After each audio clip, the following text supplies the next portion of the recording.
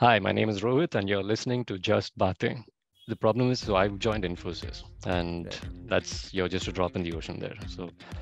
And it's probably more exciting than coding for some US client who's never really seen you. So yeah. Mm, The USP, that's a very good question. But I think for us, it's mainly the speed of putting out a story immediately or stories after any particular match or any particular event. Mhm. Doors, I'm a fool for your love.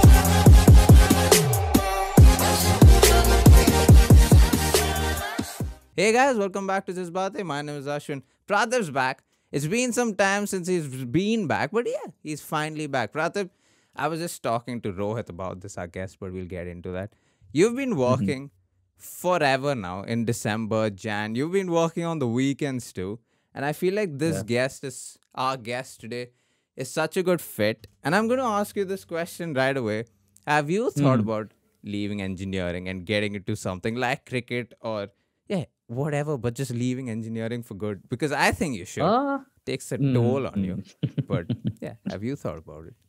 I mean, I haven't thought of leaving engineering per se. Sure, I mean, work gets really hectic at times, especially the last couple of months, but I enjoy what I do. So that's probably why I'm able to stick it out as well. Mm-hmm. But yeah, like getting into sports is something that has been more of like a childhood dream, and like not necessarily even playing sports, but just being associated with sports or some kind of cool tech was always something that I wanted to do. So yeah, like I'm at peace with what I'm doing right now. Not completely, but okay.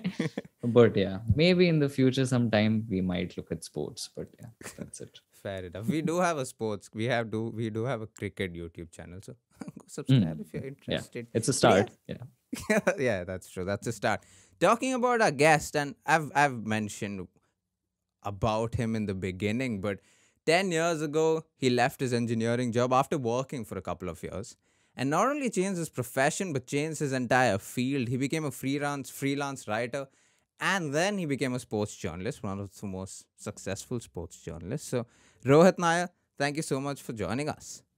Thank you for having me. You didn't like the fact that I told you you're one of the successful sports journalists, did you? I mean, yeah, it's still early days, so yeah. Yeah, but I mean, you're covering a lot of sports. But before we get into that, we do have an icebreaker for you. So I was going through your articles, your Twitter, your LinkedIn, your Facebook, and your website.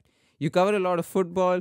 You also follow F1 and tennis and a lot of sports. You've also posted a couple of cricket matches, very few, in fact, which I was not all that happy about. But I wanted to ask you, how many of these sports have you actually played?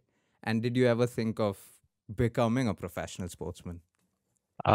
So technically, football obviously is one which Mm-hmm. I've covered the most, I think, in the past 10 years, but it was probably like number three in my sports of what I've played. I used to play a lot of basketball, so I'm quite tall. Really? So yeah, so basketball was my favorite sport, Mm-hmm. and I was an athlete as well. So I was into athletics. Mm-hmm. Football was very early on, probably like middle school, and then after that, I kind of shot up. So I said, okay, basketball and volleyball Basketball. and athletics was the way to go.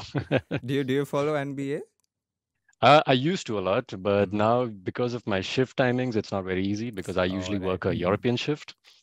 Oh, And because you need to cover Premier yeah, I League need and to stuff, cover this right? Yeah. football. So Mm-hmm. it's not easy. I usually, like on an average day, I usually sleep by like 3 a.m. So I can't exactly wake up to watch NBA games. I do watch the highlights now and then, but yeah. Oh, that's painful. But yes. Yeah, now we'll get right into the questions. So it says that you're a sports analyst now, and before this, you were a systems engineer for about 4 or 5 years, if I'm not wrong. It was about 3.5 years. Yeah. Okay. Okay. So the question is basically firstly about engineering itself. I kind of know that you have had a love for coding and engineering. So is that something you got into by choice, and or was it by force, engineering? Um, no, so it was by choice. And I mean, I finished school, like I've graduated from 10th standard around 2000, in 2003. Mm-hmm. So just before that was when the whole dot-com boom happened, and I said, okay, look, programming and computers is Right. the way to go if you want to like have a Mm-hmm. successful career. And I actually enjoyed coding. I had a knack for it. So I said, okay, I'll pick that up in school.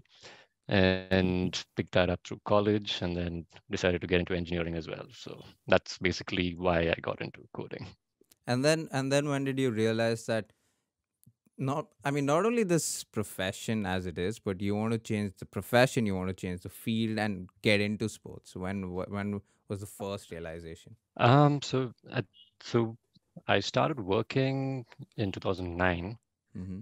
It was just like basically 2 weeks after I graduated from college. I was already headed Mhm. for training, and I started working like on the job in around 2010, Mm-hmm. and it was okay for the first couple of years. But then the problem is, so I joined Infosys, and Right. that's you're just a drop in the ocean there. So you don't really get a choice in what kind of project you get. Mm-hmm.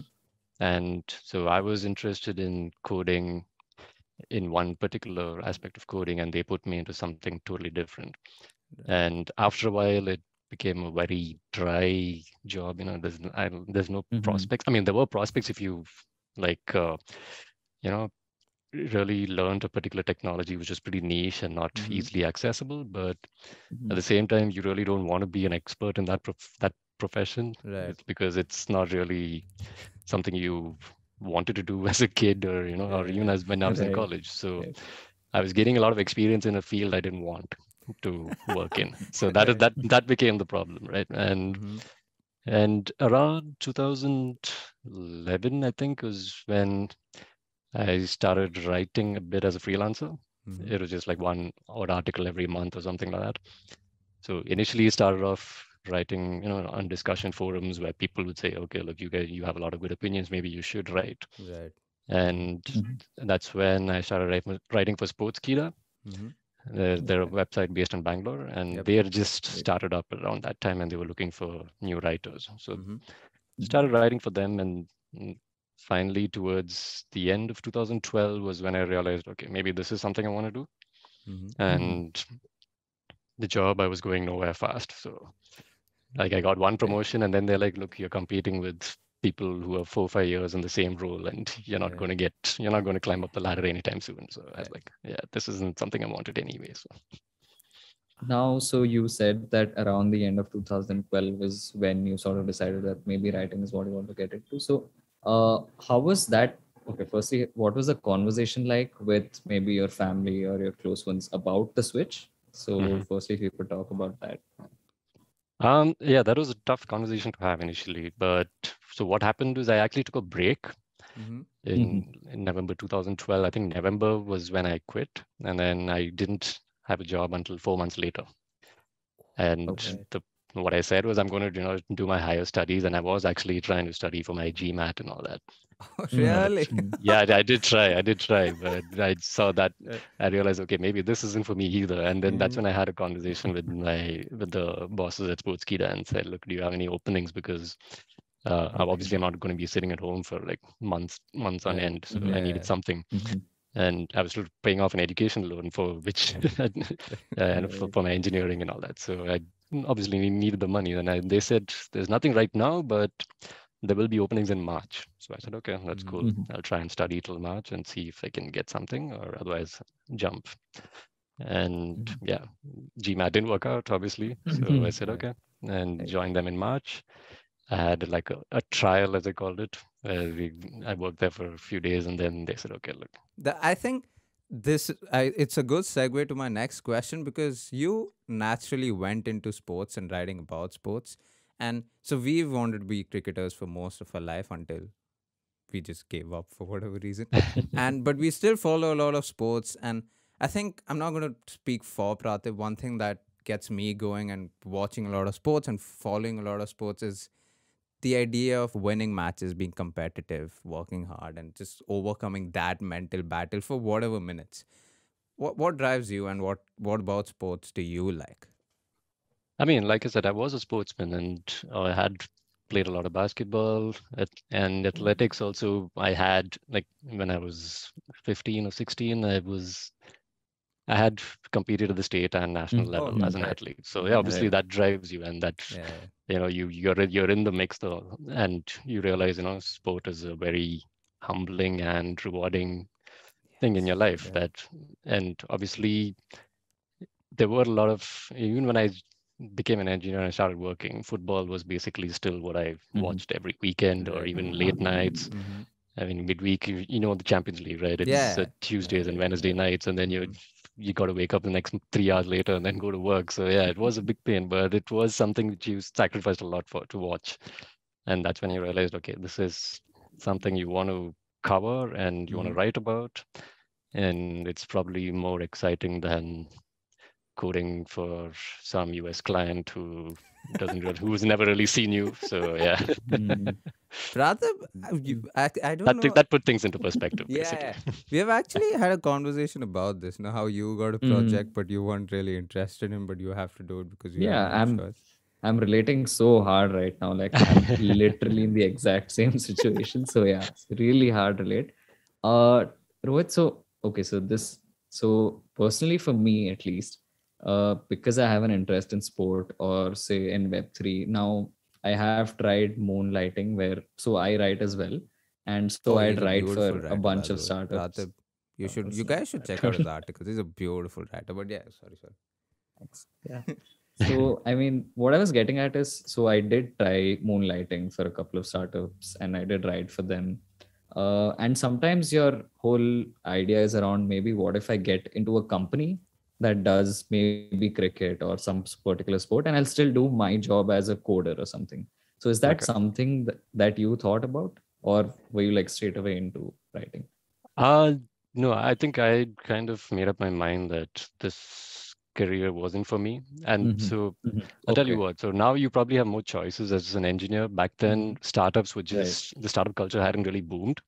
So Right. you only Correct. had the companies that came to your campus for Mm-hmm. placement, Mm-hmm. and Right. you always ended up at some mass recruiter who Right. just Right. put you into some project which they don't really care about. They just look at you as a Mm-hmm. resource rather than an actual person, you know.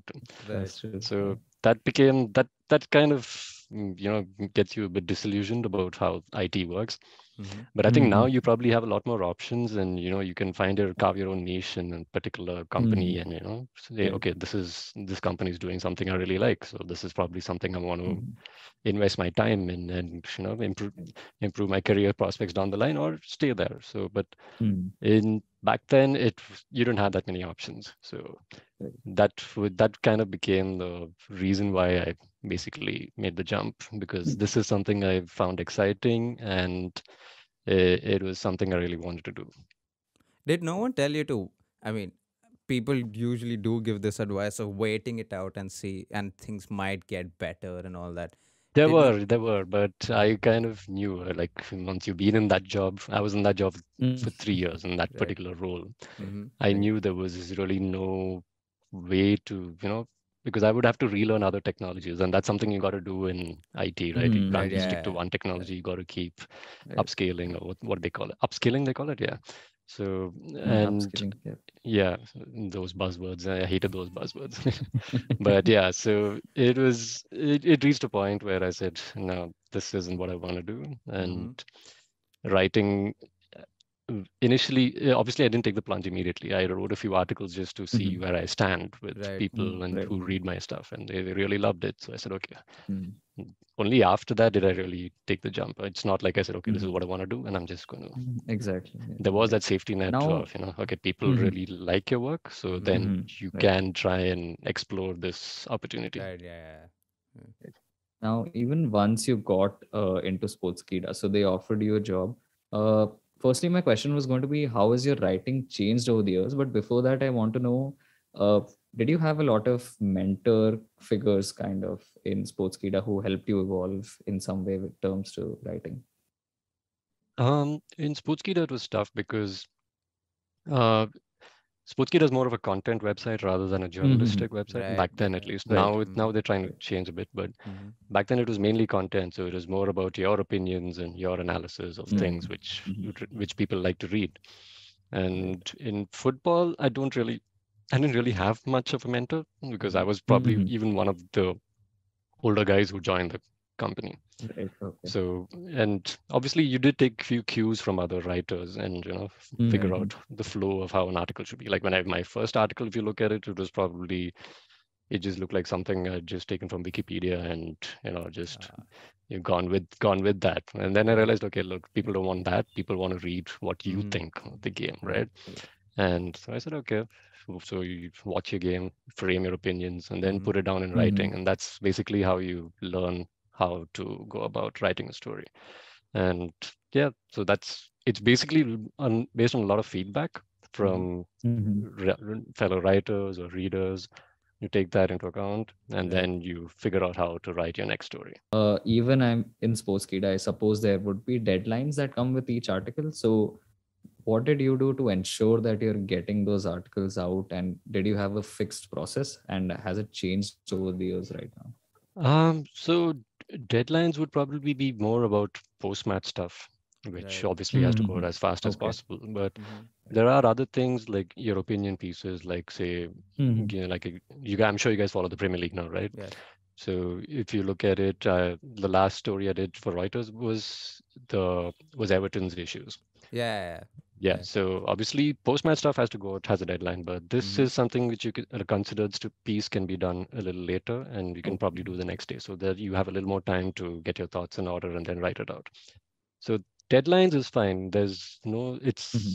If you know what you're doing, it's not really, deadlines Mm-hmm. don't really hit you, because I remember our goal back which World Cup was that? 2018, I think, yeah, Mm-hmm. was to have an analysis piece out at the full-time whistle. All So right. Okay. I would sit in front of the TV, I would watch the game, and then write it out and send it to the editor as soon as the full-time Mm-hmm. whistle goes and Mm-hmm. publish it. So that kind of that's how I kind of developed the speed to actually work Mm-hmm. in agency news, where it's mainly breaking news. But like Pratibhas, do you have a fixed process of how you go about writing the article? It doesn't have to be a match analysis or post match, but like a real article piece about a player or about a match. Do you have a structure or the way you think? Do you have that? It depends a lot on the angle and what Mm-hmm. the story is about. Mm-hmm. There's Mm-hmm. no there's no formula as such which you can use. Mm-hmm. It's a lot Right. about what the reader wants to know, and Right. especially Mm-hmm. here, you got to explain it in as few words as possible. There's Right. no Yeah. point Yeah. rambling on.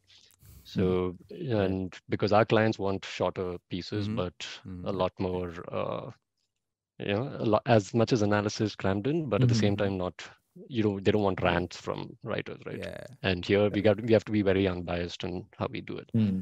But in Sportskeeda, I think I had a little more freedom Mm-hmm. because, again, I told you it was content rather than Yeah. journalism. So Right. I could even say, "Oh, this team is terrible," and put a full stop Yeah. there. I can't do that here, Right. and you have to explain it. It's a very different way of doing it. So in content, once I switched to actual journalism, there was a lot of stuff I had to unlearn basically, Mm-hmm. and Mm-hmm. then learn how to write agency copy, which is a little more factual and unbiased, as I said.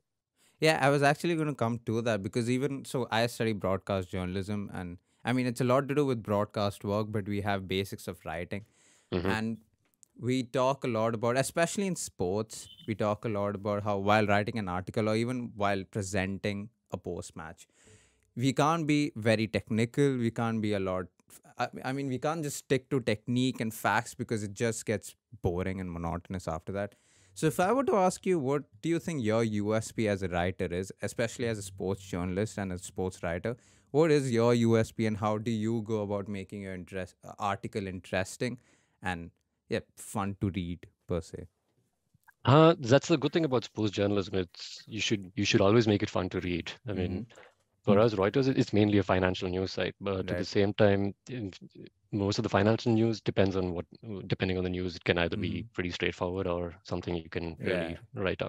Mm. But sports is supposed to be fun, so and people like Mm-hmm. reading fun stories. So um, the USP, that's a very good question, but I think for us it's mainly the speed of putting out a story immediately Mm-hmm. or stories after any particular match or any particular event, Mm-hmm. and really take you can either, if it's immediately after, like I'll give you examples like the World Yeah. Cup final, we Mm-hmm. had a lot of stories which were basically on the whistle. You had match reports, you had press Mm-hmm. conferences, you Right. had TV Right. interviews. Mm-hmm. All that is very quick stuff, and then Mm-hmm. you have a little more time to put write your analysis. So Mm-hmm. I think juggling between both is probably something you really need if you want to work here.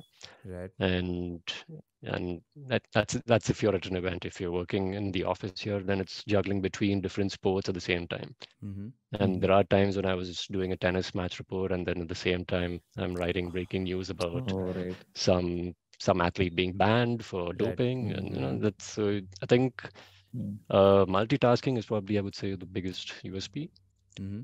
and you really need to uh, do it with and in a way where there are no errors, Right. Yeah. because Mm. for us even a small correction is like a taboo, so Right. it's Mm. pretty Oh. intense.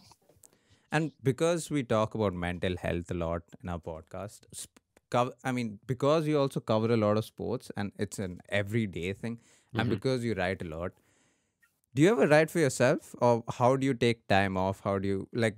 I'm sure there are times when you feel low, but you have to write an article. You have to go through with it. But how do you switch off, switch on? Do you write for yourself? Anything that? I used to blog a bit, but that's I think people just stopped blogging after a while. It's not something people do anymore, but Right. it's all become Twitter threads now. But yeah, I mean, Right. I don't write anymore for myself. I think I do enough writing on the job, so Hmm. it's not something I've actually explored since I stopped blogging, which was I think around the time I started writing sports. Oh, so And that's almost 10 That's been years a ago. while. yeah, it's been 10 years, I think, Oh, since I right. last blogged about and things. So I mean, those blogs never really got many hits, so it's not something I just did it for fun.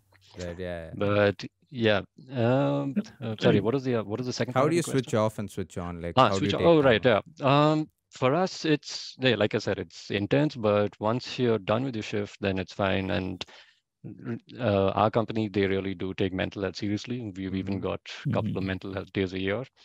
Really? And Oh, that's yeah, nice. they said you have to take those days off.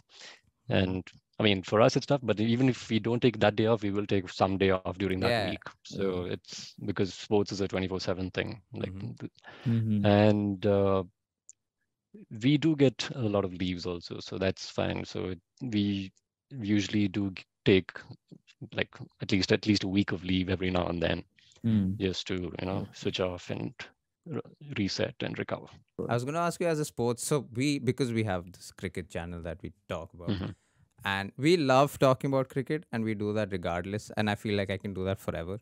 Are you someone like that? Are you someone who can talk about sports, or do you like after your job you want to switch off and Oh, you no, no, don't we want? can. So even if I'm meeting friends, it's usually all about football, Uh, and don't mind talking about that because and do they a tease you there are about the articles that you may have written or not anything? really, no, because I've tried to get a lot of people, other people to write, and they're like, no, we can't do this, and like, Right. okay, so they're not the ones to come and tease me about it, but Fair. Fair. But they did. There were a few opinions back in the day when I would say, "Oh, this guy's Mm. doing really well," and then that manager would have like a terrible run of form, and they would be like, "Okay, look, you've jinxed him." So I was like, yeah, that's happened quite a few times. But apart from that, there's no real teasing about the stories or anything. But yeah, I mean, I do like talking about sport because uh, that's basically what it's like my field of expertise. Obviously, it Mm-hmm. can Mhm. talk about it, and B, you do get a few perspectives from talking to different people about any sport, right? Definitely. Yeah. Like Yeah. you Mm. can't be set in your own ways Yeah. and say this is my opinion. There's no, Mm-hmm. I'm not going to change it. So Yeah. listening to other people's Right. point of view is a good way to really form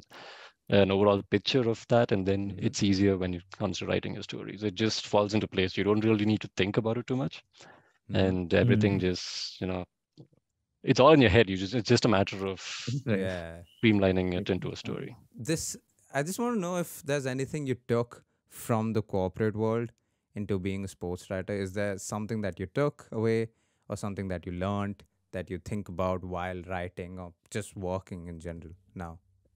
Writing, not so much because there was just writing code and people Mm-hmm. really didn't care too much about sport from at least Fair. where I Yeah. worked. So, Mm-hmm. I mean, there were people who did, but we would have our own discussions and discussion forums and everything. But Yeah. at least where I worked within my own, uh, what do you say, where I in the floor I worked, there were hardly Mm-hmm. anybody Mhm. who I could speak to about sport.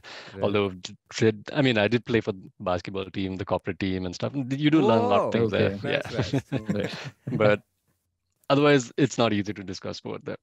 Mm-hmm. But Mhm. takeaways Right. from the corporate world, it's I mean, there are, you do learn stuff like email etiquette and you Mm. know, Right. yeah, You have 3 years and make sure that everything is in writing. That's probably one thing I right, would fair probably enough. advise in everyone, because Uh, people promise a lot of things and then they don't deliver on that if it's just spoken Mm. word, right? So yeah, that's probably the biggest thing I learned. Now, the last question from my side is probably around how you would advise anyone who's looking for a job change or more of a career switch, I guess. Hmm. What are the things you would advise they could do? And I know there obviously isn't going to be a fixed mantra or formula for how they can proceed, but what are some things that they can do to ensure that they don't end up being left out on either side? Right. So that's basically like coming back to what I did, which is basically Mm-hmm. start writing as a freelancer to, test the mm-hmm. waters a bit to see how good you are or how bad you are and Right. as a Mm-hmm. writer. And it wasn't until a year after that I actually took the plunge, right? Mm-hmm. So then you wait it out a bit and then figure out how whether your job is as rewarding as that. Mm-hmm. Right. And it's not an easy decision to make. I wouldn't really advise anyone, just go for it and without, blindly just go for it. That's not something I would say because Yeah. it wasn't easy here. And Mm-hmm. like I had to take a big pay cut initially Mm-hmm. because Exactly. and that's kind of Mm-hmm. humbling, you realize, okay, this is what I've chosen, but I have to stick with it now because Mm-hmm. I don't think I want to go back. So Did you ever think about quitting? I mean, not doing sports writing? quitting sports writing. Yeah.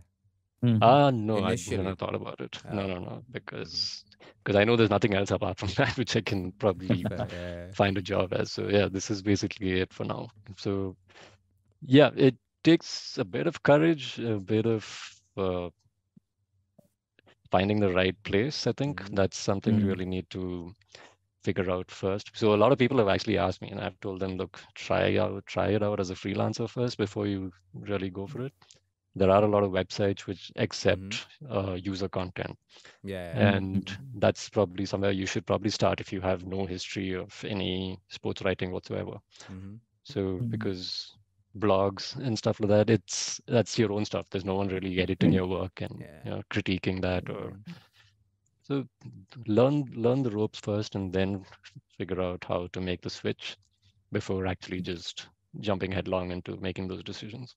How are you with taking critics and criticism in general? Like starting off as a sports writer, I know you were a Hmm. freelancer, but like when you got into an organization and started working there, how was it for you to take criticism? Was it easy for you? It wasn't because it's like I said, that was still a learning experience, right? You got to learn on this job, Mm-hmm. and you're still learning. It's not like now that I've finished 10 years, I know everything. There's nothing Yeah. like that. Right. There's still a lot left to learn. Mm-hmm. And the problem with my previous job was obviously there were critics from like fans who were reading your stories. And there Right. will be a Yeah. lot of Yeah. fans, especially when you write stories which are meant to fire up that debate. Right. Like I Right. would trash Mourinho or something in some story, and then all the Chelsea Right. fans back then, Yeah. all the Chelsea fans, and then United Mm-hmm. fans later would Mm-hmm. jump down your throat. And I was like, Right. no, this is what I mean to say. And then they'll come back months later after he's sacked. He's like, actually, yeah, you're right. So that's something like that. Uh, Mm-hmm. you got to live with. You can't. It's not always a bed of roses, and you are going to get those brickbats which come your way. It's Mm-hmm. just a way of dealing with it and standing by your work and Yeah. trusting yourself. That takes a Mhm. bit of courage initially, but then once you know what you're writing about, and then you can ask writers in the same room. And I did have a Mhm. lot of good teammates Right. back at Right. Sportskeeda, and Mm-hmm. I would tell them, look, this is what I'm going to write. And obviously there were team members from different who supported different clubs, and they would be Mm-hmm. like, okay, Mhm. this makes sense. Let's go with this. Right. Some Yeah. stuff like that. Mm-hmm. Now that I'm here, that's not something I can do. Mm-hmm. It's a little more, like I said, fact based, and Right. Yeah. and Yeah. Mhm. it's and here the good thing is I'm probably one of the youngest reporters because Okay. there are a lot of people who've been in this job for 15, 20 years. Whoa. And Wow. Wow. yeah, so and a lot of them are editors. So they're Mm-hmm. telling me, okay, this is fine, but you can't say it like this. This is a Oh. better way of saying Right. it. Okay. You Mhm. learn a lot on this job. So it's been what 4 years now, I think I've been here. So Mm-hmm. learned quite a bit of how to structure a sentence in a way that is bulletproof and at the same time nice to read and everything. That is so beautiful because I genuinely like your article. So I started reading it last week, and Hmm. I do follow Premier League in a sense. I know what's going on, but I Hmm. don't watch a lot of matches. But I started reading your articles, and I really enjoyed them. Thank But you. it's been 10 years since you've been doing this, Right. and do you ever think you'll come in front of the camera? Because we have this joke in our department, at least, that a lot of writers hope to come in front of the camera eventually. I actually didn't want to become the story. That's something I try to avoid. I have worked in front of the camera before. We used to do a lot of Facebook Right. Live videos when it first All started, right. when they first came out with Yeah. that feature. And it was something I did at Sportskeeda. And then I did a lot of Indian football analysis, Right. Okay. which was just towards the end of my stint at Sportskeeda. And it should be there on YouTube. I don't know which channel they've used to put it on. It must be on the Sportskeeda channel, but it Right. was Mm-hmm. it's 4 years old now. So, but yeah, it's a lot of people, like you said, after the LinkedIn post, they came to me and said, look, how do I go about this? How do I, where do I start? And they had a bunch of questions. So when you guys said, okay, can you come on this podcast and speak about it? I thought, okay, this is probably one way of reaching Right. a lot of people Yeah. at once and, Right. answer any question because everyone had the same questions. Yeah. So I said, Mm-hmm. okay, let's just put it in one place where everyone can, go in. Because I had no time to sit and write it down, write down my answers. So I said, okay, Right. let's put Yeah. this on video or audio if you guys have one. And then Yeah. that way they can, listen to that or watch this and then figure out how to do it themselves. Fair, fair. Rohit, thank you so much for taking all this time and answering questions and coming on this platform. But this is how we end our podcast. Are you a tea or a coffee person? I'm a coffee person. I don't know why it's figured you'll be a coffee person. Also because of person taste, right? We have had so many guests on our show, and everyone's just they are coffee people, and we are the tea guys. So at this point, we're just looking out for people who like tea. I mean, I do enjoy a like cup of tea in the tea. evening sometimes, but usually when I'm at work, Mm. it's coffee that keeps me Coffee. going. So Yeah, I figured the caffeine hits Fair. you. yeah. Rohit, again, thank you so much for taking all this time of yours. We'll link everything of his below. So he's very active on Facebook and Twitter. He puts all of his articles there. You also have a website, correct? I don't think I. Which website You is have that? your own profile in the company, right?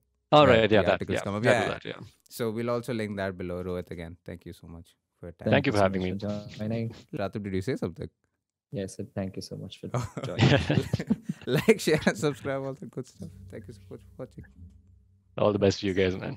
Thank you. Yo, thanks for tuning into the latest episode of Just Batein. We hope you enjoyed it and that it left you inspired.